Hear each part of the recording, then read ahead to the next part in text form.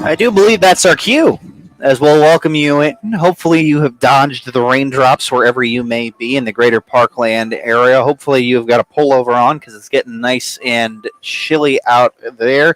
I am joined by Griffin Weinberg, clad in a pullover. Please don't mention the current end of the baseball season to him. He's not taking it well at the moment.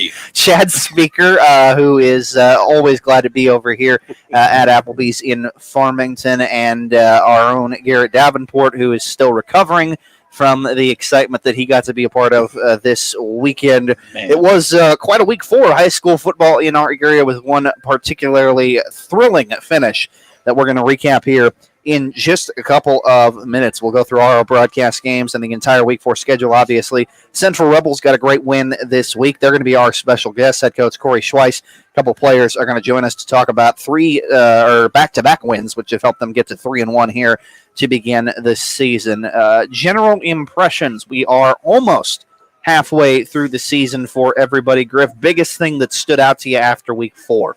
Biggest thing that stood out to me after week 4 is teams who may look like that wasn't a complete sentence. Teams who may look like they don't have a complete chance will still be fighting, and they are still going to be battling. St. Genevieve, after that week 2 loss against Valley Catholic, bounced back a 2-point loss to Kennett, come back in a dominant win over Potosi last week. We all thought that, at least I had a pretty good impression that North County might get an easy win over Hillsborough this past Friday. Things went the exact opposite direction. You don't really know what's going to be happening this season. It's just every team feels like they have a fighting chance, and that just makes things a little more exciting. It's incredible. As much as I can sit here and tell you that, we are about halfway through the season for most teams, we don't quite know the full picture just yet, Chad. I thought I had the game of the year last week, of Farmington and Potosi, and a little did I know, 1 week later, Garrett, first year here, just a few games under his belt. I mean, if we get one that tops that one, that's going to be pretty amazing. Because it just took your breath away the way that St. Pius game finished. Literally took my breath. Literally took her a little stroke and a heart attack, and I didn't know where I was. I mean, come on, you just don't think it's going to get better than that. That was great. Football. Yeah, it was an incredible finish, and we should really just dive into it to talk about the game that Garrett had on AM 1400 KJF. If you weren't at Father Dalton Stadium, you missed an instant classic with the St. Pius Lancers winning as time expires over the Jefferson Blue Jays 24-20. The Lancers would make quite a statement on their opening drive, though. They showed off that ground and pound attack in their option offense and went 84 yards in about 9 minutes, capping off the first scoring drive of the night with their star senior, Nate Rubel. At the 1, here's Colin Smith. Takes the snap, hands it off to Nate Rubel, and he's in for the touchdown. Easy 1-yard run for Nate Rubel. And they are up 6-0. Well, the story of the night for the most part, I thought in the first half, Garrett, was the St. Pius defense. The 2 touchdown drives they put together were exact mirror images, 7+ minutes off the clock, double-digit plays. I mean, it's the last thing you want to see against that sort of option attack where they can just 3 yards at a time slowly eat away at you. And I know we were talking about this last week, but I was talking about this St. Pius offense was going to be their best defense, and we'll get to their defense in a little bit. They were phenomenal all night long, but they were able to have those long, sustained drives, kept Jefferson off the field, and pushed it into the end zone. That's hard to do. Come back if you're Jefferson and have a limited time to make things happen. And there's an explosive offense, but when you're able to get the ball out of their hands, good things happen. And Garrett Jefferson obviously comes in as the state-ranked team. They have, I think it's semifinalists from the year before, but yet the rivalry game. And Pius is able to get that early lead. What was that stadium like? That had to be a great environment, I would think. Yeah, raucous crowd. I mean, they had both student sections there. It was loud. It gave me flashbacks to when I was in high school. Just an amazing environment. The crowd, the student sections were going at it themselves. They were having chants going at each other. I mean, it was all good fun. I mean, obviously there's a rivalry there. There's a respect there. But it was just a really good, fun environment to be a part of. Yeah, the rivalry muscles of these two teams, and it's a great rivalry. You could sort of tell once it got to 15-3, it got flexed because there were people in blue and white saying, what's happening here after such an excellent start to the season. They were only able to manage a 22-yard field goal by Will Breeze on their first scoring drive of the night. And as we mentioned, St. Pius would get another long drive capped by a Nate Rubel TD. Colin Smith on a fake field goal scrambles for a really key 2-point conversion to make it a 12-point game. Jefferson was able to get a touchdown just before halftime, so they were down by 5 at the break. They gave up a safety at one point on their own goal line, meaning that they were down 17-10. And I want to add just with this is the special teams from St. Pius. A lot of people don't think special teams is as important as it is. There was 2 straight punts by St. Pius inside the 1-yard line. That's where the safety came from. Michael Agano with a beautiful punt down at the 1. Drew Brees fumbled. They got 2 points. And then there was another punt down at the 1. This time, Jefferson actually went 99 yards. Yeah, they had started in camp thinking Logan Jacobson would handle the punting this year, but he's been banged up, just came back this last week for that Jefferson game. So credit to Michael Argana for knocking those down in there and helping the team just put it all together to lead by 7. That's the problem, though. It was only a 7-point lead, and Jefferson's offense, backed up on their own 1-yard line, I believe, finally found a spark, puts a long drive together themselves, and they tie things up in the fourth quarter. The snap to Trevisa. He hurdles into the end zone for a Blue Jay touchdown. 4-yard away. And an extra point will tie this ball game up. The response from adversity continued with a stop on 4th down to turn the ball over, meaning Jefferson gets it back. They rip off about 8 minutes a clock in the fourth quarter to potentially have a chance to win this game, and they get a Will Brees field goal with 53 seconds left. They're on top. It seems like all hope is lost for the home team despite a very game effort. They get to the Jefferson 42, and then all of a sudden, a prayer gets answered. Pressure coming. Richardson, he's going to throw it deep, and it is caught. It is caught by St. Pius. Here they go. 10-5, touchdown, Lancers. The last play of the game. What just happened? The team is storming the field. I didn't even know who it was, but the Lancers have beaten the Jefferson Blue Jays. Colin Smith to Dabrian Moss, forever a moment for St. Pius football. Love T-shirts, right? Yeah. Wow, just go ahead and give them a whole poster outside of Father Dalton. I mean, that was just an insane play. I was talking to Colin Smith, and he just said, hey, Dabrian, he dropped a pass on the prior play and said, hey, we're going to throw it to him. I'm not too sure, if we have that interview, but he was just confident in his guy and just threw it to him. And I said Richardson in that because what happened during that play is Colton Richardson just blew up the offensive line. He was bringing that pressure, and I thought he was going to go down for a sack. Colin Smith was able to extend the play just enough, threw up a prayer. Moss came down with it, did his namesake justice because, Randy Moss mossed him and just went down the sideline, got a touchdown. Where did he catch it? How far did he have to go, to run after the catch? It's all a blur right now, Chad, but it was about the 20. So the ball was at the 40, 39-yard line, and he threw it up, got to the 20. Got some great blocks, I would guess, along the way. Well, really, there was nobody around him. Yeah. I believe it was Nate Brees in coverage. I'm not 100% sure, but it was really one-on-one at that point. And Dabrian Moss went up, and he targeted the football. He got it, and once it came down with it, there was really nobody around him, and he was able to just go down the sideline and get in the end zone. Credit to Colin Smith for putting the drive together to get in that position because they got the ball back at about their own 25 or so with 53 seconds left. They had to run a screenplay to Nate Rubel just to get past midfield and get into that spot. In order to be able to throw it to where it's a Hail Mary, but it's on the other side of midfield, so you can't quite defend it like a traditional Hail Mary, and that may have gotten Jefferson tripped up a little bit on defense. And, well, really, Jefferson's defense was on a point that entire 53 to 48 seconds. They were flying all the way around the field, and really the screen pass was the only thing working. There was times where they had the players open. Nate Rubel was open on an out route, and Sam Stokes just got there and batted it down. Nate Brees almost came up with an interception. So they were flying around the field, but just that one play set up Colin Smith, and that's all they needed. And, of course, we talk about it, and it's probably going to be etched forever in history. That just an amazing play. Colin Smith, on a smaller note, gets to be our Applebee's of Farmington player of the game as a result of that play in particular. He told us afterwards what was going through his mind on that last second play.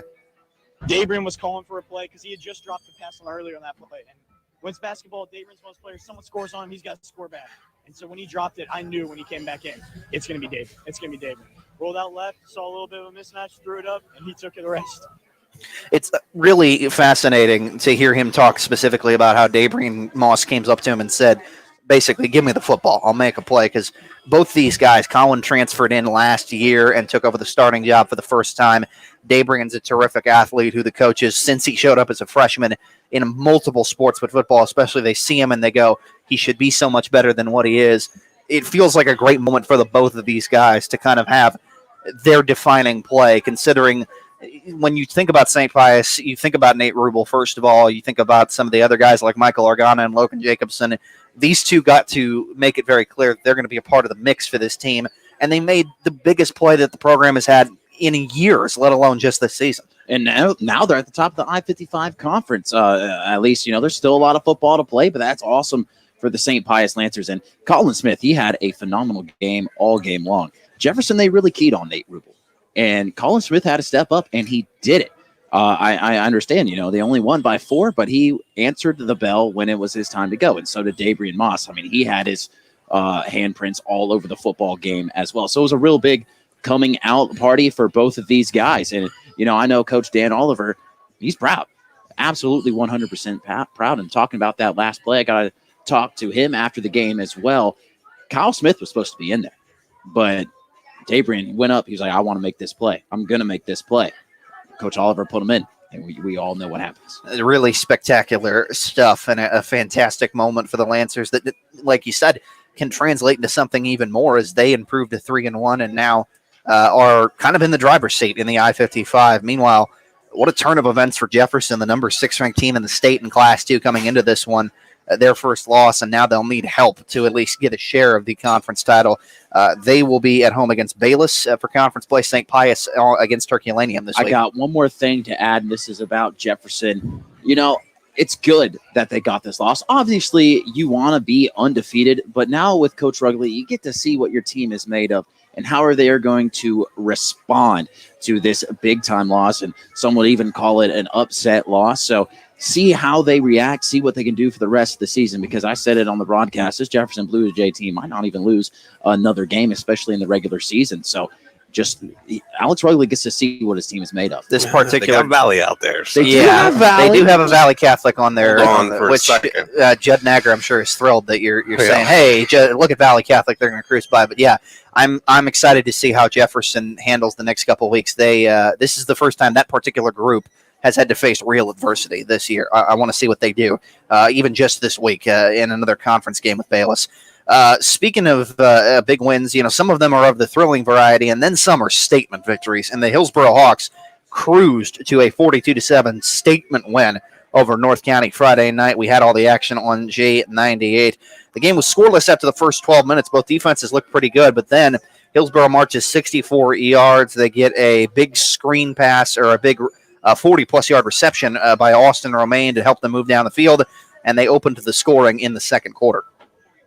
Same formation, 3 running backs in the backfield. Griffin Ray, QB sneak up the middle into the end zone.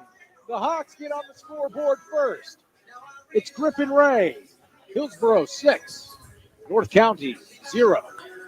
Hawks will get the ball back. That junior fullback, Austin Romaine, showed up again. A 67-yard run in the middle of the drive got them into the red zone, and Romaine would cap that long drive off with the touchdown. Griffin Ray in the shotgun now, running back to his right, 2 receivers to the left, puts the tight end in motion, hands it off to his man in the backfield. It's Romaine walking in and then jumping over a defender to get into the end zone. Touchdown, Hillsboro. They lead the North County Raiders 13-0. Jackson Patterson would mix in a long TD run at the very end of the first half to make it 20-0, and then just a barrage within the first 9 minutes of the third quarter. 3 touchdowns for Hillsboro allowed them to stretch this open and win this one. Griff, this Hawk team has kind of been building towards this moment of getting that first chance to get revenge for the playoff loss to North County, and man, they didn't just win. They dominated down the stretch in this one. Yeah, and, I mentioned it at the top of the roundtable that, it seemed like maybe North County going into that game that they would cruise to the victory, that North County would, just because of how they played those first 3 weeks. Job Smith has just been on fire. He was averaging over 13.5 yards a carry. Nolan Reed over 10 yards a carry, and it just didn't seem like their offense could be stopped. But when I talked with Coach Bill Saharsky of Hillsborough before the game, he seemed very calm. He just seemed cool. Didn't seem like the moment was going to be too big for him and his team. And it was just a master class from Hillsborough. I think that it was just he outcoached Brian Jones over at North County. They did everything right, and there wasn't much that North County could do to respond to them. Everything just went Hillsborough's way. They recovered not 3 onside kicks, but they didn't want to kick the ball off to Job Smith and let him return it for good measure. And they ended up recovering 3 squid kicks that just bounced off of some North County players. So they got a lot of help from special teams. They got a lot of help from their running game. They had a pick 6 as well. It was a complete win for Hillsborough and a statement win, like you said, Nathan. Well, you just mentioned it. 35 points to get things started came from the Hillsborough offense. The story of the night might have been the Hawk defense, who provided the next 6. Play clock at 3, 2, takes the snap, looking for a bubble screen. He doesn't go. He's got a man running across the middle over the head of Grant Mullins, intercepted by Cruz Valencia of Hillsborough. Breaks 1 tackle on the sideline. Valencia running back up the middle. Now he's got some space in the open field. He's got nothing but country roads ahead of him. Cruz Valencia into the end zone for a pick 6. 41-0, Hillsborough on top of North County. Cruz Valencia didn't get that name just because he can move, but that young man certainly has some wheels. And let it be known that as much as we talk about Jackson Patterson and Austin Romaine, Griffin Romaine especially was great in that first half. Man, that Hillsborough defense, you wouldn't think North County, as well as they have played at the beginning of the year, would be getting shut out late into things. But that's what Hillsborough did defensively, and that is probably the biggest statement in an altogether statement victory. Yeah, and I'm not looking at the numbers in front of me. I know Job Smith, he had over 200 yards rushing in that first game. I mentioned it, over 13.5 yards a carry coming into this game. Job Smith finished with 7 carries for 27 yards. And just to limit a guy like that, it's not very easy. And he just had it was a very difficult game for that North County offense. Nolan Reed threw 10 passes in the first 3 games of the season. He had, what are the numbers? 23 attempts in this game. And they threw it early. They threw it often. And Hillsborough was just playing them right. They were just limiting everything up front. And it was just it was very surprising watching it in the moment, just with the way that North County's offense was going. I had talked to I didn't get a chance to talk to Brian Jones, North County's coach, after the game. Texted with him a little bit on Saturday, and he said that he wasn't too surprised about the result. Said that they would have been all that we can handle, even if they had been at full strength. And again, it just got to clap it up for Hillsborough, because it was a true statement victory. It was a very, very complete game for the Hawks. Quite a win to start conference play for the Hillsborough Hawks, and we had a chance to talk to their head coach, Bill Saharsky, afterwards. It's a good win for these kids. Our kids are playing really, really hard. Their efforts are outstanding defensively. They bought into some of the changes we made in the offseason, and they've really flown around and played a physical style of defense that we wanted to get back to. And I feel the kids responded really well defensively. Special teams played outstanding tonight. Offense, kind of a feeling out process there in the first quarter. And then once our kids figured out what they were in, they were giving us a couple different looks up front. And once those guys made those adjustments, we were able to get some big plays. A really excellent performance for Hillsborough, as they will get ready for a game of equal importance in conference play this week against Festus that we're going to talk more about. On the flip side, for North County, it is worth noting they were in this exact same spot last year, where they lost a game, saw Hillsborough really pull away in the second half and lost in the regular season. 2 weeks later, when they got a shot at Festus, they didn't win, but they came really, really close. The chance for a split conference title still exists, and I imagine that's the thing with North County this week. Brian Jones just simply has to get them to regroup. And I think they are going to regroup. I think it's going to come pretty easily. They're playing Agape. Agape is 0-4 this season. They've been getting blown out, just to put it very frankly, by some of the teams they've been playing. North County is going to come into this game motivated, I think is the word that I'll use. Yeah. They're going to be very motivated. And, and not to take away too much from their defense from the last game. Again, complete victory by Hillsborough. Got to hand it out to them. But Jackson Patterson, before he had those 2 big touchdown runs, 76 yards and 42 yards, he wasn't really doing too much on the ground. He finished for 142 yards on 9 carries, and a majority of that came on 2 carries. So their defense was playing very good. A couple of big breaks. The turnovers off of special teams did not help North County at all.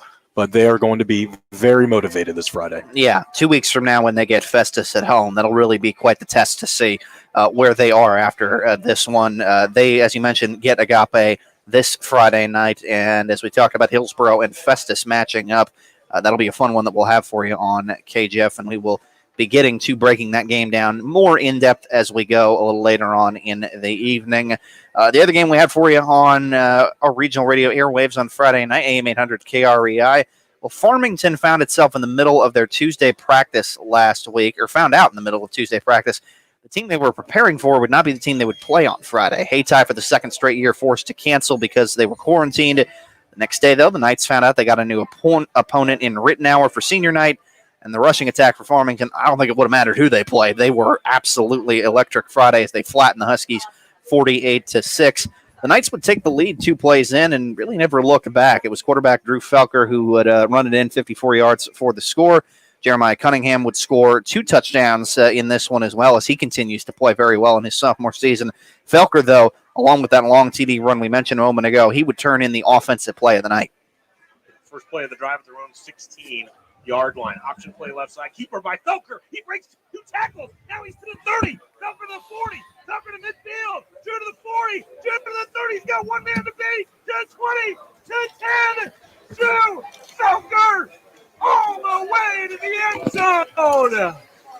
Felker, an 84-yard jaunt down the left sideline. And Farmington is on top, 26-6 at the 9:16 mark of the second quarter. Chad, I will ask for your opinion here in just a second, but I want an X's and O's breakdown of a triple option attack, and I feel like I might have that to my right now because we got Corey Schweiss with us. Yeah, he's going to have to face this thing, right? Central Rebels head coach, you've done this quite a few times against Farmington. I am curious because it's a new QB this year with Drew Felker for Farmington. When that quarterback is a dangerous runner, when they know what they're doing in the triple, does it make it harder to defend compared to other times that you would face that option attack? Yeah, I mean, I think if you're going to run the option attack, you're going to have a guy there that you have to count on. I mean, otherwise you wouldn't be running the option attack. So, obviously when you're running midline veer stuff, I mean, the quarterback's probably he's the number one running threat. I mean, you take away the fullback, you got the quarterback to worry about. So, and then you got the pitch guys off of it. So you just have to be fundamentally sound in what you do defensively, and guys have to take care of their responsibilities. And when guys don't do that, or when they're not coached to do that, you can get yourself in trouble pretty quickly. You can end up having long 80-plus yard TD runs ripped off. You know what is interesting to me with Farmington is the last few years they've really leaned on their fullback and then their quarterback secondarily. Now, a few years back they had a home run hitter in Royce Clayton off the wing, but quite honestly, he didn't get the ball that much for his production. But what's interesting about Farmington this year, in the last 2 games, they've had 4 guys that have run for over 100 yards. So they're really getting to all phases of their option right now and utilizing that. So it makes them difficult to defend, I would imagine. Jeremiah Cunningham's emergence in the last 2 weeks is a huge development because, Case and McLean played great, but if you get a second weapon that's going to be a problem, it's going to be hard. Well, and Brady Cook is the other guy from the other wing that put in over 100 yards the 2 weeks ago too. So, and that's before you get to Felker, who goes for $155 on his first 3 carries on Friday night. He finishes with 159 on 5 tries. But he also started to open it up a little bit, going 2 for 3 through the air, and also picked up a passing touchdown. Farmington football, they lead 27-6. Clock is running at 109, 108, 107 as the Knights play go. Farmington with a 1st and 5 just inside of the 30-yard line of Ridnour. Knights would love to get a late score here in the second quarter. Felker's back to pass. He's got a man wide open right over the middle and hits him right on the button. It's Jake Bishop. Touchdown Farmington. A 30-yard strike. Bishop's second touchdown catch of the year. And for Felker, his 3rd touchdown pass. And the Knights lead it 33-6 on the 30-yard hookup. 54 seconds remaining here in this first half of play. An excellent night for our Applebee's Farmington player of the game, Drew Felker, who showed humility after the game. To be honest with you, I probably should have given the ball to the fullback on that. I made the wrong read. But I broke one. The next cut in the script is like a little edited out, so I'm gonna try. So if you could, guys, could be a little slower, I can try and replace it. Great. he had a good block, opened it up for me, and I was able to take off from there. You know, Drew he's such a good kid. He's such a nice kid, but he's a great competitor. And so he was referring to his 84-yard touchdown run right there because he broke a tackle at the line of scrimmage. And so that's what he was saying. Probably should have given it to Kaysen right there. Well, the result was pretty good. But then I asked him afterward because in the last 2 games, he's had only 2 incompletions, and he's had 3 touchdown passes. And this is like 3 touchdown passes on 5 completions. So his efficiency is off the chart right now. And he's doing a lot of these. His best throws are on a dead sprint. He's really good when he gets out of the pocket. He came out of the summer, and really the scout on him was good runner, good athlete, good competitor, really intelligent guy, great leader, knows the offense well, can't really pass. And so I asked him that basically in those terms on our post-game interview, and I said, you know, are you really improving that much, or was that an unfair assessment at the time? That was my favorite line afterwards. Yeah, and he just stood there and said, no, it was right on. I couldn't pass very well at all, but he said, I've been working hard, and I feel like I'm getting to be a better passer, and he definitely is. He was a natural athlete that you could stick at the wing or split end spot. That was always a given. The football player. Yeah, so great to see that he's adapting to taking over the offense. And I actually just want to add, I want to put my little 2 cents into here. I just want to, give credit to the coaching staff for drawing up some plays. At least from Sykeston, I didn't get to see exactly the passes against Rittenauer last week, but they were wide open. Yeah. I mean, they were just some beautiful drawn up plays where, the defense thought they're running. Well, and they're setting up Felker too. You're talking about the coaching staff trying to put players in position of success. They know he's probably a better passer on the run. And so they're doing those rollouts. They're getting them on the move. And Coach Schweiss last year, you guys, it seemed like were rescheduling every week. Farmington went through some of that this week. How tough is that to face, an opponent that you don't even know about midweek? Well, it's tough when you're used to, schedule, you're used to, things being a certain way. But what you have to understand is the other team's in the same boat. Yeah. So, we were confident with our coaching staff that, if we had 2 days instead of 7 days, we could get just as much done as the other coaching staff that we were playing against. So even though you probably couldn't prep as much for the team that you're playing, it really comes down to more about what you do and what you execute and really having to make adjustments sometimes, even in game. So I thought it was kind of fun last year, honestly, to do that. Yeah, because it just added a whole new element to something that we've never had to do before.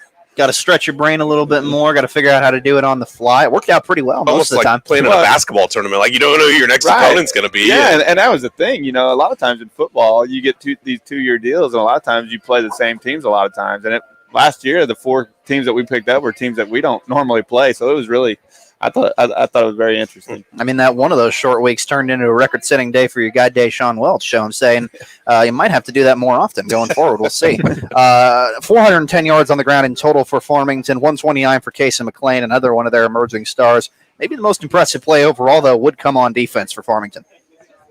He throws this one short. It's picked off by Cunningham. He's got a chance. Cunningham to the 40 on the return. Picks up a block to the 30. Cuts to the outside, breaks the tackle. Let's get the ball to the 20. Cuts back to the 10, to the 5. He breaks the tackle. Touchdown Cunningham. Touchdown Cunningham on the final play of the first half. He goes 65 yards. The Farmington Knights are on top, 40-6. Tack on the extra point. Black Knights 41. Rittenauer 6. The really interesting thing about that play, there was 3 seconds left in the first half, and the defense called a timeout. Not the offense, the defense did. So one final play, and Coach Krupe just wanted to make sure that his defense was doing everything that he wanted them to do with time enough for one play left, and I guess that was a pretty good timeout. Worked out extremely well, as did it seem just about everything Farmington dialed up on Friday night in a short week win over Rittenauer, which gets them to 3-1. They're going to go back to conference play and take on Cape Central in the SEMO North coming up this Friday night. So those are some of the games that we had Friday evening. That was not all of them, though. We're going to get to the entirety of the rest of the Week 4 scoreboard coming up after a timeout. Make sure you stick around. We're live from Applebee's in Farmington on the Coles Tractor and Equipment Football Roundtable on J98.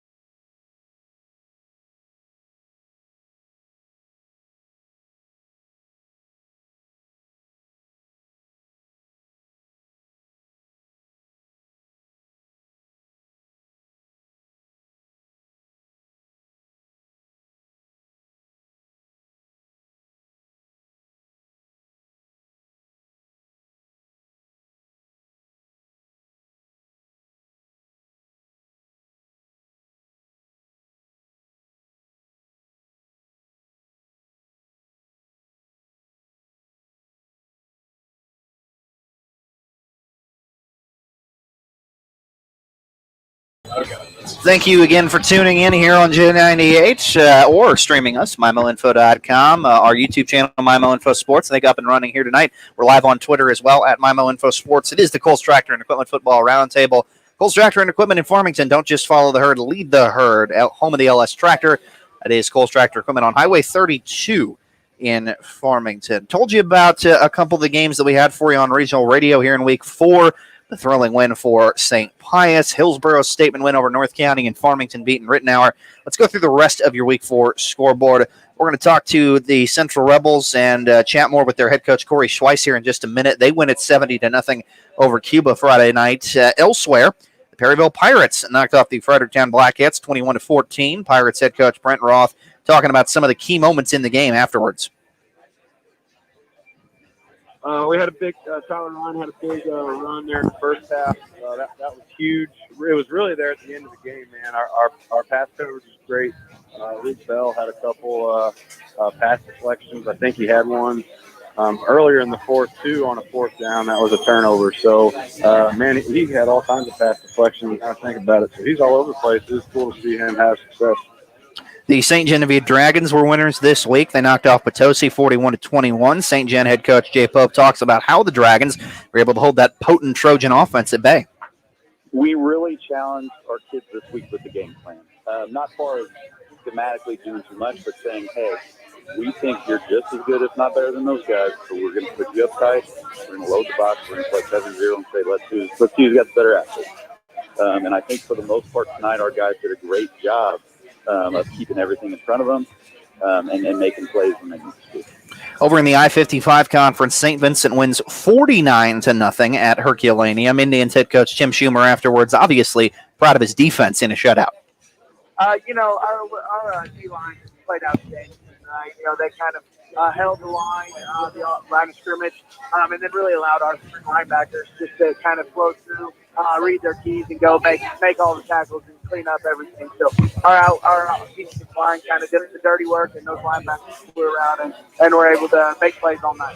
It seems every week we say this, but the most impressive win of the weekend might have belonged to the Valley Catholic Warriors. They played the number 4 team in Class 5, St. Dominic, on their home turf, and the now number 2 team in Class 3 wins it 42-7. Valley head coach Judd Nagger saying the Warriors have a lot of tough football players on their team. They come in all shapes, they come in all sizes, and they just kind of do their jobs. And they kind of do their jobs. Oh, there's still a 3? It was a weird night. We lost our quarterback in the first quarter. Chase Pollard went down with a foot injury, and then his first cousin Grant Pollard came in, really without any practice since going back to June. I think June 3rd was his only day as a quarterback, and he came in and did an outstanding job. Sounds like if you got the name Fowler, you're going to be fine. Just plug in a quarterback. You'll set some records. You'll win some state titles. It's cool. It's whatever. Some other results from Friday: the Festus Tigers win 56-6 over DeSoto. Actually, the final on that one was 62-6. Beg your pardon. Crystal City falls at home in homecoming against Louisiana, 48-28. Northwest beaten at home by Marquette, 38-2. Fox edged out at home by Pattonville, 27-20. We did have some Saturday games this week. Grandview shuts out Russellville, 62-0. Windsor goes all the way across the state to Kansas City, still beats Northeast High School 18-6. Seckman, meanwhile, their unbeaten start to the season comes to an end as they fall at Hazelwood Central, 46-13. So that's the complete scoreboard from week 4, and this is where, of course, we go around the room and talk about big winners, and I will start, and I will snatch the Valley Catholic Warriors up if for only the fact that their defense played great yet again. We talk so much about the offense and about the weapons that they have and the great quarterback that Chase Fowler is becoming. It sounds like his injury was mild, and we wish him a speedy recovery to 100%, but just the fact that they went out there and it seems controlled the game start to finish against a team that is going to be one of the best in Class 5, it looks like. Looking at the rankings this week, I think the voters couldn't have done it any better in Class 3 because you have Odessa, who 2 years ago was your state champion there, is a perennial powerhouse, and the only team ahead of Valley Catholic after that is the St. Mary's squad that beat them a year ago. Right now, it looks like the Warriors have maybe only those 2 teams as their equal in the entire state. in Class 3. Well, and kind of further bolstering, the state's opinion of Valley Catholic is that St. Dominic, a class higher in Class 4, and didn't even drop out. I mean, they're still 7th. So a lot of people believe in the Valley Catholic Warriors, and I'm right with you, Nathan. They were the big winner for me this week. And then obviously Hillsborough, too, with what they were able to do to North County. North County wasn't a full power. We didn't really talk a lot about that. They had some kids that didn't play coach's decision. And certainly that compromised, their talent level a bit. But to me, no, I mean that score, that was a dominant win to them. So those two are my big winners for the week. And, I have a big loser too, though. My big loser is the Central record books, because Deshaun Welch is rewriting that thing. Whoever was at the top of all those categories is not anymore. He's starting to cycle back through and just breaking his own record. So he's just bumping his own name over and over. And we'll get into with more of that with Coach Schweiss as we go along. More records on Friday night in a single game. And to put a bow on the rankings this week, Jefferson did stay inside the Class 2 top 10 at number 9. So if you're a St. Pius fan, you start thinking big about, hey, when are we going to get the votes? Griff, who's your big winner this week? I think my big winner is St. Genevieve. We'll stick around that whole Valley, St. Genevieve area. The Dragons just continuing, to show that they are a team that can really fight with a first-year head coach in Jay Pope. Things have not gone their way. At some points, talked about it, that 42 or rather 44-0, maybe it was 46-0 win for Valley Catholic back in week 2, whatever it may have been. But Jay Pope has his team fighting. They're very dominant. They're a very disciplined team, I think they are. And then another little winner that I have as well, good to see St. Vincent showing off their offensive prowess. Team that struggled a little bit at the start of the season, but see that their offense was moving very, very soundly against a disciplined Herculaneum team this past Friday. 42 points up on the scoreboard. A dominant win for the Indians as well. On the flip side, you feel terrible for Potosi, as well as they've played, that they are now 1-3 to start the year. They are going to sneak up on a seem like it, yeah. They're going to sneak up on a 2 or 3 seed come district time and just make life miserable for them to open the playoffs. Yeah, and another tough part of that, of course, forgot to mention it, but now that you brought it up, Blake Henson, running back, going down for Potosi, a late game injury for him. Tough to see a guy with that much skill who's had a lot of success this season go down. So. Wishing him a speedy recovery. But, Potosi, not going to be an easy team, going throughout the season. Got a coach here who might know a thing or two about this Potosi team as well. We'll talk with Coach Schweiss about them playing Potosi Friday night, which you will hear on J98. Garrett, big winner for you this weekend. Well, I think we all know what my answer is going to be. Of course, the St. Pius Lancers getting the victory over Jefferson. Of course, that's a huge upset, huge victory for the St. Pius Lancers. And like you said, hey, maybe they're starting to look at these rankings a little bit because they got them a squad over there in Festus. So, they're the big winners. There's not much to say. We talked about it earlier in the show. What a victory it was on Friday. And also got to give a little bit of love to Perryville after getting walloped last week. They did pick up a victory over Fredericktown, of course, a 7-point victory, but it's always good to get back in the win column. Brent Roth will take those wins in year 1 anyway. He can take them, and really just can't say enough about what St. Pius did a week after, admitted by their own admission, playing real sloppy and still coming out with a win at Grandview. They completely turned it around in a huge, huge win Friday night. We cannot wait to see who the big winners are in week 5, and we will be going through the schedule in depth for you in just a little bit, including our broadcast games. But we're going to take a timeout. When we come back, we're going to talk to one of the teams that has been rolling of late in our area, the Central Rebels. Head coach Corey Schweiss has been with us. We'll chat more with him and a couple of his players about the win they got against Cuba and looking ahead to the first big conference game of the year for them against Potosi. That's on the other side of the timeout here on the Coles Tractor and Equipment Football Roundtable on J98.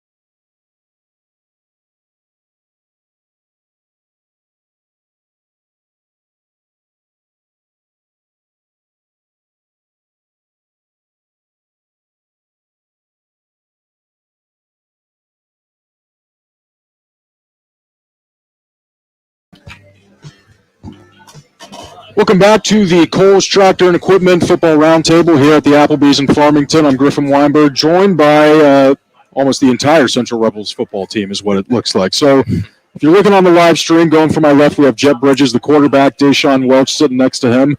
The running back, Grant Mannion, wide receiver over there in the corner. Head coach Corey Schweiss out to the corner right. And then Richie DeClue, offensive line, defensive line. Gentlemen, thank you so much for joining us here tonight. Really appreciate the time. Coach, I'll just kind of start with you. This is a pretty exciting season that you guys are having, 3-1 right now. One of maybe the best losses, I think, on paper that you can have around the area. Of course, I'm sure you'd like to have that in the win column. But what is, what's this first 4 weeks of the season been like for you guys? Well, we've got high expectations. We've kind of had a program now that we expect to win football games, and these guys have been a part of it for a while now. So we had really high expectations coming into the season. So, I think these guys to a man will tell you we're not very happy that we're 3-1 right now. But we talked about it today. Right now we're just good. And if we're going to be the team that we want to be and get where we want to get to, good's not good enough. We got to be great. And, we were only good against MICDS and we weren't good enough. So, that's why we're 3-1 right now, and hopefully it left a bad taste in these guys' mouths, and we can go on from there. So, Jet, you're the quarterback of this team. You senior? Yep. You're senior. What have you been doing, with some of the other guys on your team to try to help you, I guess, kind of improve throughout the season? Is there anything you're doing outside of practice, or what a practice has been like? Yeah, for sure. Most of the season, we have a couple receivers stay after practice, so we just get that chemistry to work on our routes and stuff that we practice during the season-wise. And most of the time, since I've been here for at least 2 years now for starting quarterback, I've got most of them down by now. It's basically just fixing up the key moves and stuff just to make sure we break away on our routes and make some big plays.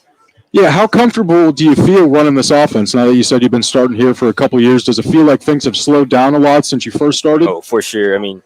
Last year, coming as my first year, I was kind of nervous to be a starting quarterback for this team. And it was a lot of responsibility, and I just haven't had anything like that in my life yet. But since I've had it since last year, I'm a lot more comfortable than I was in the previous year. So this year I feel like everything's coming a lot smoother, and I'm more calm than I was in last year, I believe. And I'm sure, feeling very comfortable out there being the quarterback. You get a lot of help from your receivers and the other running backs around there. Grant, I'll ask you, what's it like having a guy like Jet as the quarterback, a guy who you feel like you really trust to get you the ball? Oh, yeah, it's nice. Jet is a great quarterback. I love having him back there. He's never the type of guy to, if he makes a bad pass or something, he'll always make sure to let you know, hey, it was his fault, this and that. I like Jet's a great quarterback. He makes great calls on single receiver sides, and then we got slots. He's perfect to look over there, and he's just perfect. He knows exactly what he's doing at all times.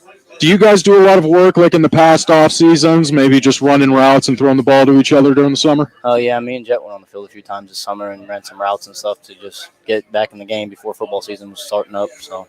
And then Richie DeClue, I know you're an offensive lineman. What part of the line do you play on? I play right guard up for offense, and I play D tackle for defense. So what's it like blocking for a guy like Jet? You got to talk to me because I haven't been able to watch you guys yet. So, is he a guy who can scramble around? Does that make things harder? Or do you feel like you're, practicing a little more in pass protection sets? Well, I do think our offensive line is very good at pass protection for Jet, and if Jet needs to scramble, he knows what to do. He can make a lot of defenders miss, and he throws the ball right on the money every time. And communication is a very important part between the offensive line and the quarterback as well. How do you feel like your guys' communication levels have been this season? It's definitely a lot better than last year. If we see backers, we know who's got to get them, and we know who's got to slide to get them, and we let Deshaun know when he's got to pick up a backer if anything happens. And speaking of Deshaun, Jet, maybe you want to hand him over the headset right now. Obviously a great season for you. Saw some of the stats that your head coach passed along to Chad earlier today about some of the records that you're breaking and just the numbers that you put up. Like last week, 6 carries, 5 of those for a touchdown. Does it feel like it's just an easy thing to be a running back for this team? What's it like out there when you get the ball? couldn't do it without my team. I mean, we just work hard every day, and I work hard to get better. And playing with them, I mean, it's amazing to get to go out there and do something like that. So when we're in game, I mean, I work my hardest to do the best I can. How confident are you when you step out onto the field as well? Because you don't just put up 5 touchdowns and 6 carries like that just easily. You got to have a lot of confidence, I'm sure. Oh, I am. I'm ready. So when we walk out the locker room, I'm ready to go out there and play. And, I mean, you don't get this chance forever. I mean, so just make it last while I can. And Coach Schweiss, I don't want to make it all about Deshaun right now. We have everyone here, but you did, kind of put out some of the numbers about what Deshaun has done over his career at Central, what he's been doing this season, the yards per attempt, total yards, and all the touchdowns he's been scoring. What is he like as a football player off the field? What makes Deshaun such a special football player? Well, I've said this a lot over the years. I've been lucky enough to coach some really good backs, but I've never had any that have all the attributes of being just a really good back that he's got. He's got really good patience. He really sets up his blocks well. He's got good vision. He sees where his blocks are coming from, and then he sees where the hole's created. And he doesn't need much of a hole because he can go from 0 to 100 pretty quick. And and then his speed is electric, and he's not afraid of contact. His balance is unbelievable. He had a run the other night where a kid kind of spun him around, and he kind of made a spin deal, and it didn't really even slow him down. It's like he just kept on going. So, I think all these guys understand how special he is. I mean, he's been doing this since they were in middle school. When they were in 7th and 8th grade, it seemed like every time he touched the ball, he scored a touchdown. And then, since he's been in high school, usually teams catch up to that kind of thing. And usually when you have a kid like that in middle school, it happens because he's just faster than everybody or he's stronger than everybody. And usually by the time you get to high school, with 11 guys on the field, people kind of catch up to that. And, the fact that Deshaun's been able to sustain that not only gives credit to Deshaun, but it gives credit to the 10 guys that are on the field with him. The offensive line has played, really, really outstanding football. We have a lot of seniors there as well. And then, Jet playing quarterback and the 4 receivers that he's got to throw the ball to, and they make consistent plays. Jet the last couple weeks hasn't thrown very many incomplete passes. The offensive line hasn't given up any sacks yet this year. So, I mean, there's a lot of things that contribute to Deshaun's success. And then the fact that Deshaun is Deshaun really kind of just puts the exclamation point on it. So, it's kind of like it's kind of like the perfect storm, if you would say. And you've been the head coach at Central since 2004. Is that correct? That is correct, yeah. Since 2004, and it just I was looking through some of the past numbers. It just feels like the wins that you're having this year, 70-0, 76-0, 49-0, or rather 40-0 over St. Vincent week 1.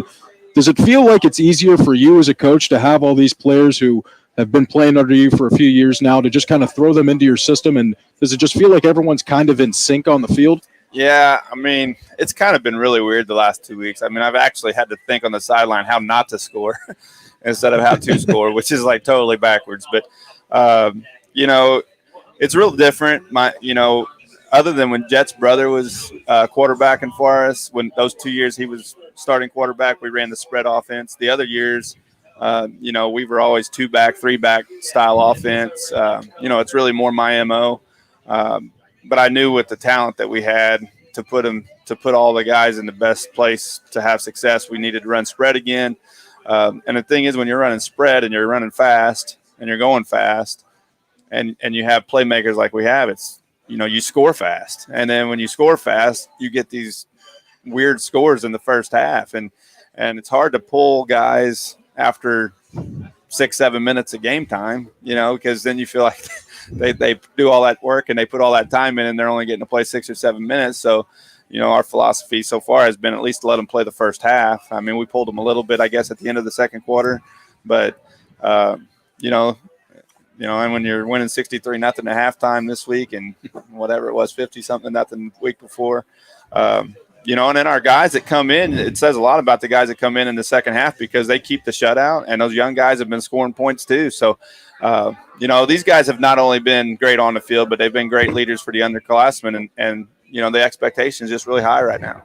And then I'll ask you guys as well. I mean, what is it like, if you're only playing one half of football, does it kind of upset you a little bit? Does it kind of like make you motivated or whatever? What is it like just kind of sitting out for a whole second half? Deshaun, if you want to start, and then you guys.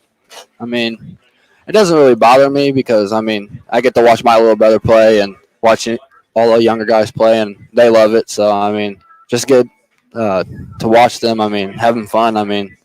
It doesn't bother me too much. And then Grant, do you want to be out there for the entire game, or is it the same feeling? Well, whenever you're going to halftime up 50-0, it's not the hype isn't as there whenever you come out second half and get on the field. I enjoy watching the younger guys play and giving them a hard time when they mess up a play or something. They come back on the sideline, and the older guys, we always give them a hard time and just kind of get in their head a little bit. We give the young guys a hard time quite a bit. So.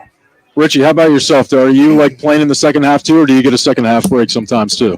I get a second half break, and it's really nice seeing all them younger guys play on Friday nights. Let them get all that experience in. Because after we leave, that's gonna be Central football, and they need to be ready for that. And then Jet, would you rather have more of the reps going on throughout the game, or is it nice to get a little break sometimes? It's fun playing the first half. Only playing one half of a game isn't really as fun as you think it is. But when you get your team comes out the second half and you're watching the younger guys who's going to be here the next few years and you're watching them play, that's kind of an exciting feeling because they're carrying the future on with the Rebel tradition, and that's just like something like a wow thing to look at, and it's pretty cool. And scoring all these points in these games, that's one part of it. But the 3 wins that you guys have, they're all shutouts. You're not giving up any points.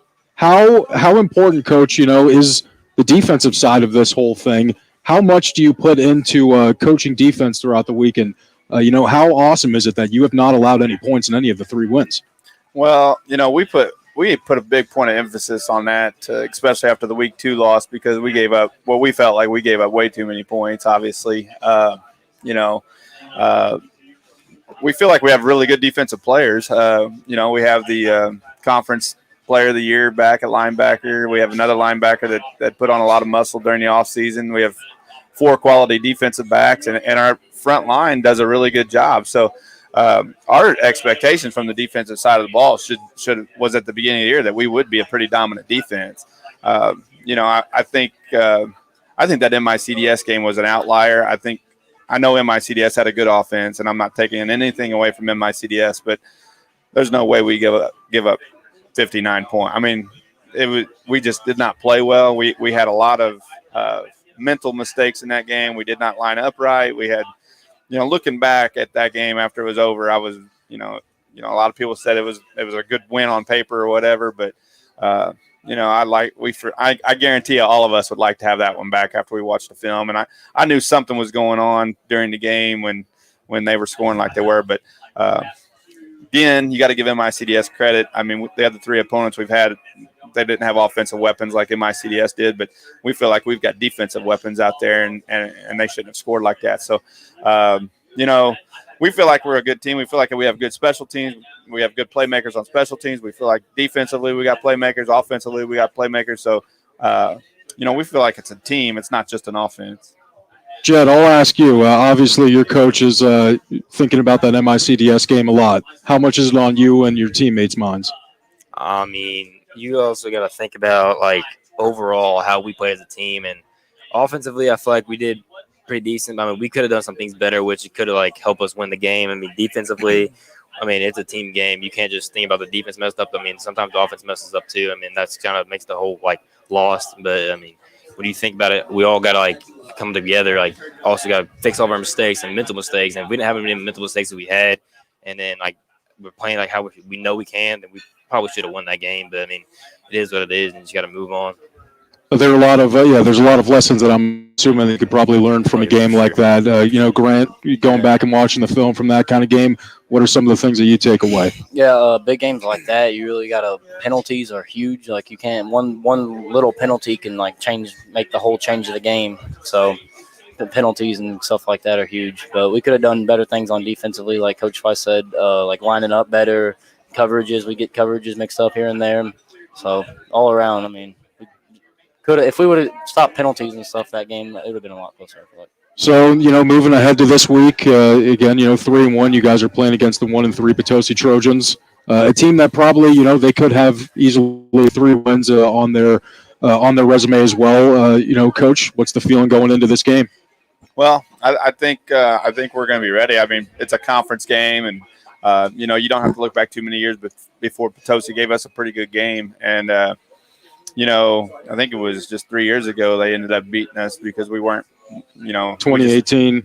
We just should have never lost that football game, and I still have a sour taste in my mouth on that one too. So. Oh, I can tell that you don't like losing. No, I can't outstand lose. I remember all the losses. I mean, I especially the last decade because we haven't lost very much, and the ones that we do lose, I don't feel like we should lose. So I know that one 3 years ago was one that I would definitely like to have back, and we can't get it back. So all we can do is take it out on them now. So hopefully our kids do that. Yeah, and usually for the past few weeks when we've come out here, we'll have a coach bring maybe 2 or 3 players or something. You brought looks like the all 22 with you. What's your relationship like with these kids? Well, this senior group is pretty special. This is the biggest senior group I've ever had. I didn't want to just bring 3 guys out here and leave the other 15 behind. So I told them all. I said, if you guys want to come out, come out. I said, I'll take care of you guys. So here's the deal, and it's a special group for several different reasons. But I've got a son in this group, which adds a different element that I've never had before. So I've known a lot of these guys since they were, 5 and 6 years old, which is way different than, usually I'd start knowing them in middle school a little bit, and then I don't really start building that relationship till they're in 9th grade. Well, a lot of these guys, I've been building relationships with these guys since they were just out of diapers. So, they've played baseball and played a lot of sports with my son growing up, and I got to know their families, and it's just kind of a different thing. But I won't say it's more special because they're all special. Once you spend 4 years with guys in their teenage years, you can build some pretty special relationships. But this has been a pretty unique group just because there's been so many of them. And, I think they've bought in. We started talking when they were freshmen about, the things that they needed to do if they wanted to accomplish the ultimate goal, which is to win a state championship. And, it's never going to be easy. And it's why we focus on being great every day and not just being good. And, hopefully they're taking to it a little bit. Coach, guys, I really appreciate the time. Jet Bridges, Deshaun Welch, Graham Mannion, Richie DeClue, head coach Corey Schweiss of the Central Rebels. Thank you so much for giving us your time this evening. Good luck this Friday. J98 will be there at the game calling it. This is the Coles Tractor and Equipment Football Roundtable, the Applebee's in Farmington. We'll be back shortly on J98. Enterprise Bank and Trust is pleased to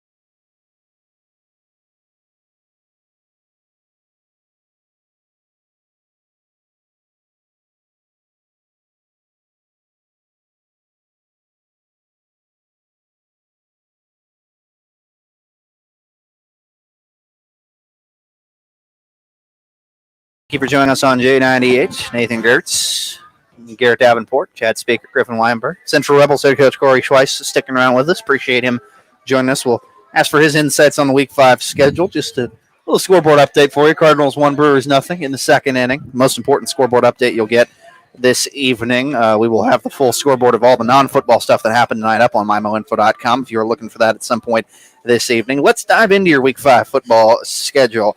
We have the St. Genevieve Dragons and Fredericktown Blackcats meeting up. That'll be a conference rivalry there. You've got the annual Battle of Perry County, Perryville at St. Vincent. The DeSoto Dragons are going to travel to take on the Windsor Owls and Imperial. Homecoming for North County, they're going to be playing Agape. The Valley Catholic Warriors, they continue to schedule very well. They'll play St. Francis of Borgia. The Herculaneum Blackcats are hosting the St. Pius Lancers, thresh off the thrilling win for Pius. The Jefferson Blue Jays get a new I-55 conference opponent in Bayless. The Crystal City Hornets are hosting Kelly. The Seckman Jaguars have homecoming. They'll be hosting Melville. The Northwest Lions travel to Webster Groves.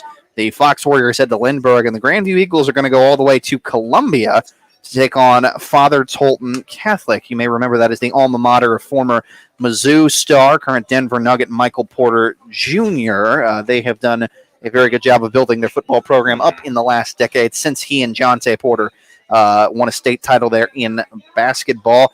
Anybody have something that jumps out to them about this week? Because for me, I have been to that matchup between Perryville and St. Vincent before, the Battle of Perry County.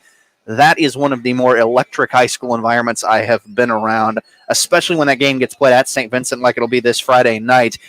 They don't have the seating to accommodate the amount of people. It is in the thousands, close to, that show up for this game. It's an intense rivalry. And Tim Schumer, the last 2 years in this game, his offense has really flexed its muscle. So I'm sure with Brent Roth taking over for Perryville, what a statement that would be to at least play well defensively in the first rivalry matchup. Yeah, and I feel like playing the game at St. Vincent, like you said, it's awesome because there isn't like complete stadium seating. Like there's going to be people standing up, I'm sure, at the corners of the field, push back, a little bit. Like it's going to be it's like a high school football atmosphere there, especially in a rivalry game like that. So that would be awesome to be at. The pyrotechnics will be there literally and figuratively. They love to shoot off fireworks at St. Vincent, and we'll see if they can score another win in this rivalry game. Chad, anything jump out to you for this week? Well, the first thing that you usually think of is, identify, okay, do we have, unbeaten matchup, state-ranked stuff? But when I go broadcast the game, I usually root for a great game, whether it's, a couple of teams evenly matched. And for me, somebody looking for their first win is very important. So I think DeSoto Windsor is an interesting game to keep track of. DeSoto just hasn't found that traction yet. Windsor's got their first-year head coach as well. They have had a little bit of success already. So to me, that's a matchup that's interesting to me to see about those teams that, are looking for more success. They're able to come away this week. Windsor wins Friday. They'll have already surpassed the win total from 2020. So really, it'd be a huge mark of progress for Coach Funston and company in Imperial. Garrett, something that jumps out to you for Week 5? Man, I've been biased with St. Pius and Jefferson this whole entire broadcast, but I do have to talk about St. Pius and Herculaneum. This might be a little bit of a trap game.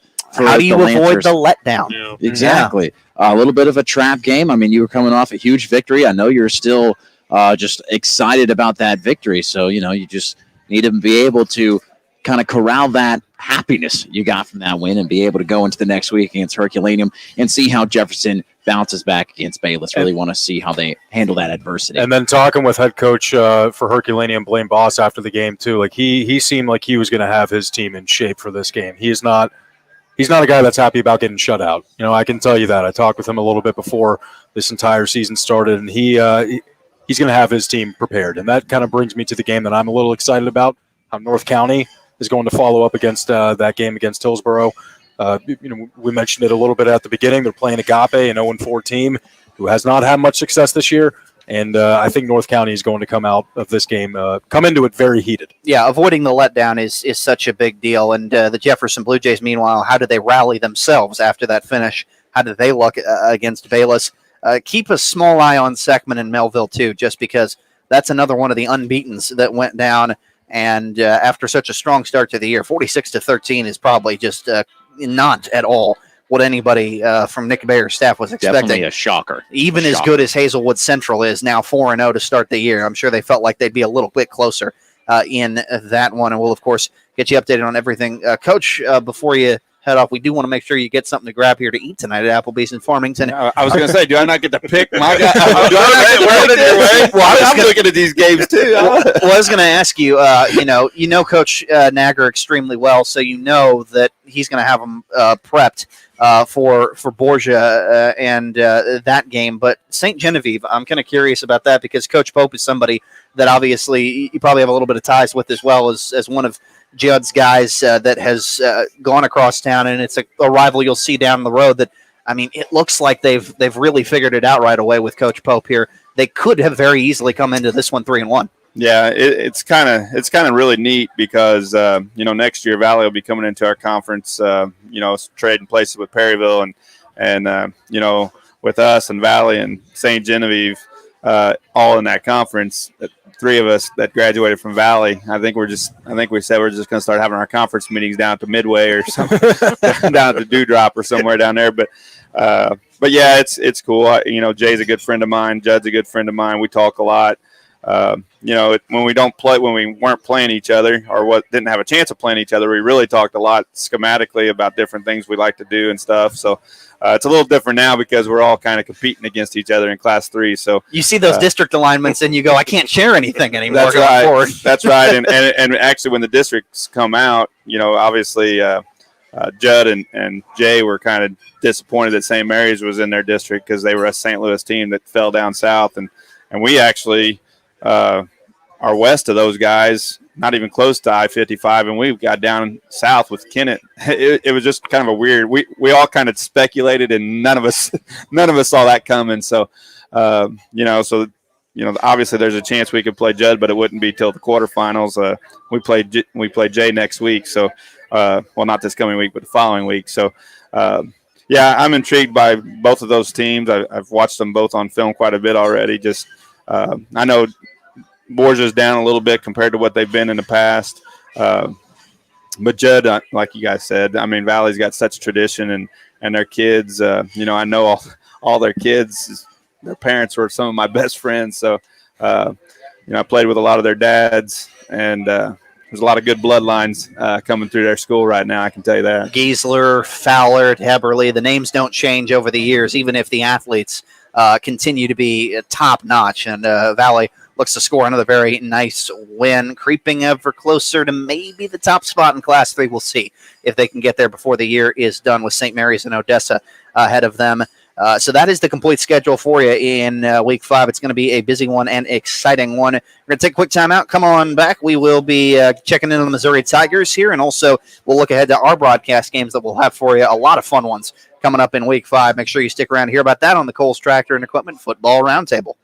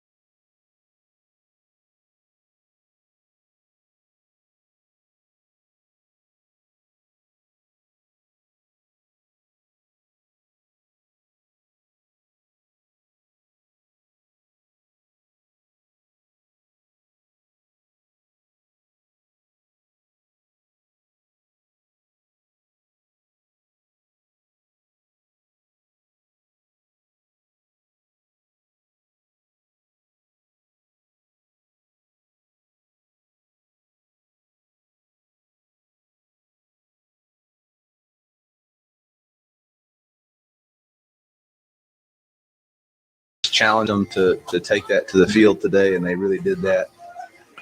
They're extremely close to being 3-0 as they came so close to beating Kentucky, and they proved why. It looks like they've got a lot of things figured out, scoring on all 6 of their first half possessions against SEMO, held them to 69 total yards. They're going to be playing a different opponent, at least a rare opponent, in the Boston College Eagles up in Chestnut Hill in Massachusetts this weekend.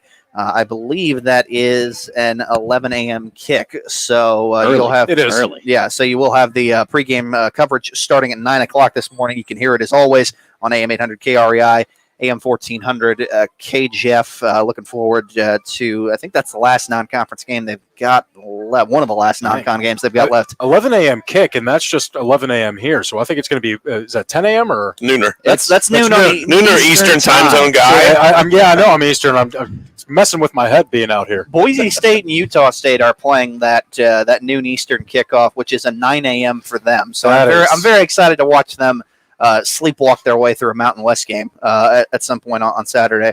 Don't think anybody's going to be sleepwalking Friday night. Lots of exciting football in our area. We told you about most of the Week 5 schedule. Let's get you to the games that we'll have on our airwaves. Chad, AM 800 KREI, going to Cape Central. This is that's me. That's son. Garrett. That's Garrett who's got that one. I have to at some point get this straight. But important note on that one for Farmington fans that want to go down. We just got the notice today. They will not sell tickets at that game. You have to get your tickets before you go online. Mm-hmm, yeah. So just for any of the Farmington folks that want to follow, of course we'll have a great call on KREI. But yeah, if you want to go to the game, you got to get them online from the school before you go. Garrett, traditionally, this is a conference rivalry Farmington has handled the last couple of years, and you would think, given how they started to pull away from Sykeston 2 weeks ago in the second half, they could put something together like that at least. Yeah, they've really improved since week 1 at North County. I mean, me and Chad, we've seen it. I mean, they have become more disciplined. I mean, their offense is starting to click with Drew Felker under center. And look, this Cape Central team, they're 0-4. Haven't really kind of 0-3. They missed a week for COVID, missed a week, but yeah, 0-3. I mean, this is one of those games where, knock on wood, but I got Farmington in it, and I got Farmington winning big just because, I mean, I haven't seen much from Cape Central, but Farmington has played very well on both sides of the football. Drew Felker is getting really comfortable. They got Jeremiah Cunningham is becoming a real A-plus player on that Farmington Knight football team. I think as much as anything, their line's starting to figure things out. They shuffled it up a little bit. They actually had a guy come eligible that transferred from Central. I want to say Eli Dice. Yep, that's right. And he's really helped him. He had a sack last game. He's turned into a two-way guy for them. He just got enough practices to become eligible to play for Farmington, so he's been helpful on the line.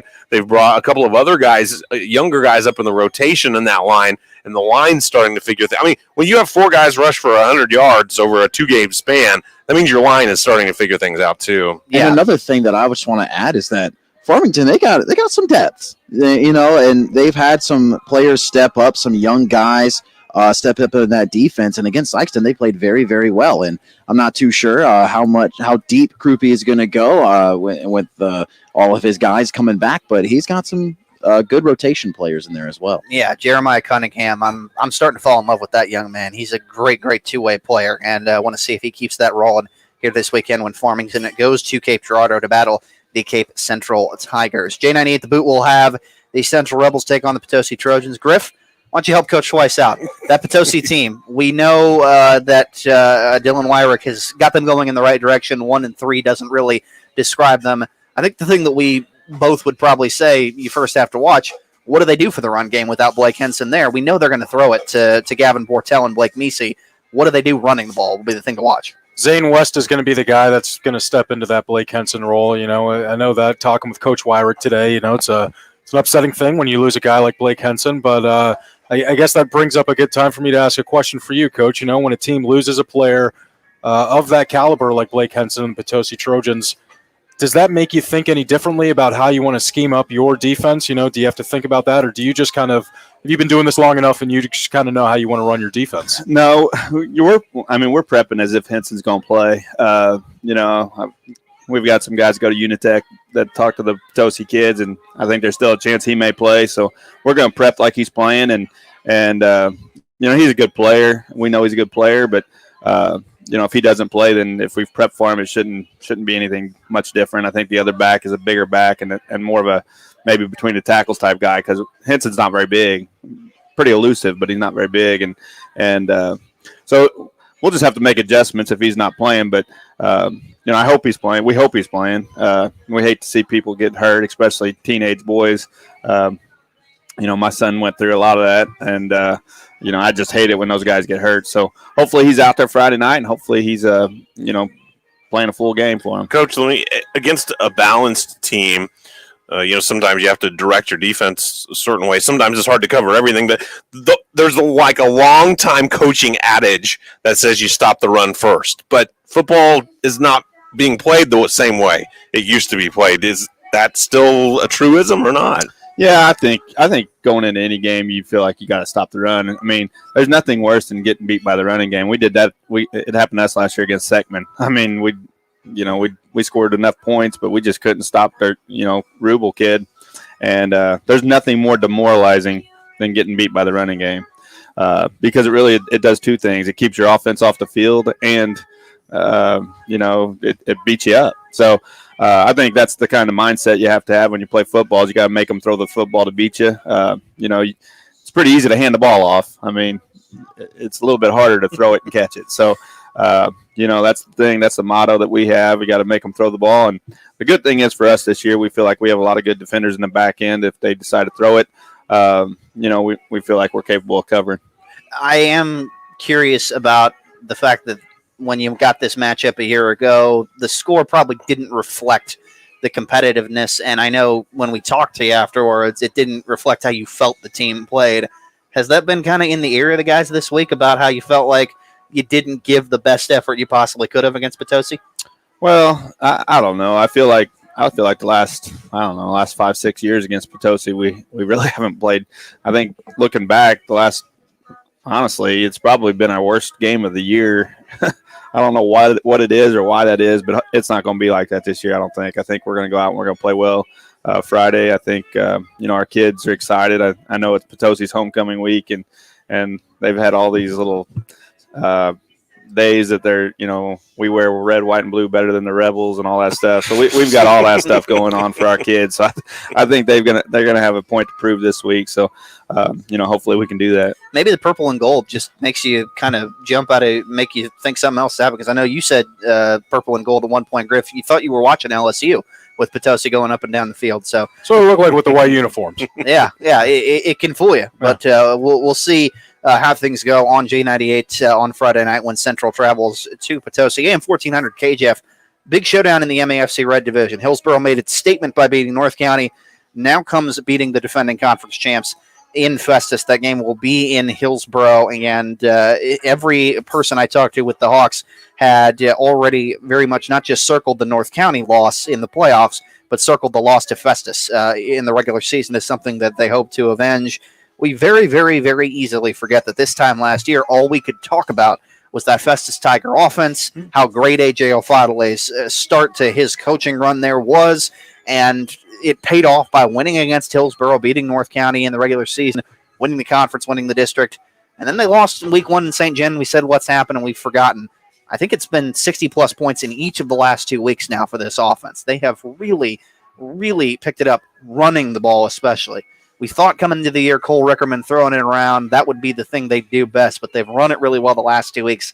And in chatting with people, I've kind of wondered, was that specifically because they know they need to have a balanced offense this week against Hillsboro, who has proven, for all the talk about Jackson Patterson and Austin Romaine, I think the Hillsboro defense is still the thing that stands out the most about this team, Griff. Yeah, they didn't let Job Smith do anything. I mean, like I said, last week, Job Smith, 7 carries for 27 yards. For all of the great box scores that he's had coming into that game, didn't let him do much. Nolan Reed averaging over 10 yards a carry coming into that game, 16 carries for 63 yards. So it's just that defense, that coach over there, Bill Saharsky, he's got them in the right spot right now. It's the few amount of touches that those two got in the run game that stands out, because that means North County probably didn't run it great on first and second down. got behind the chains a lot. North County, Nolan Reed's probably not throwing as much as he did if they're not behind the chains. That's what Hillsboro does. They force you into third and nasty, and they make it hard on you. And to be fair to North County, there were some penalties that kind of backed them up, and they actually started off the game throwing the ball a little bit more than I think that we thought. They threw the first 2 plays of scrimmage on their offensive side were 2 passes, screen passes,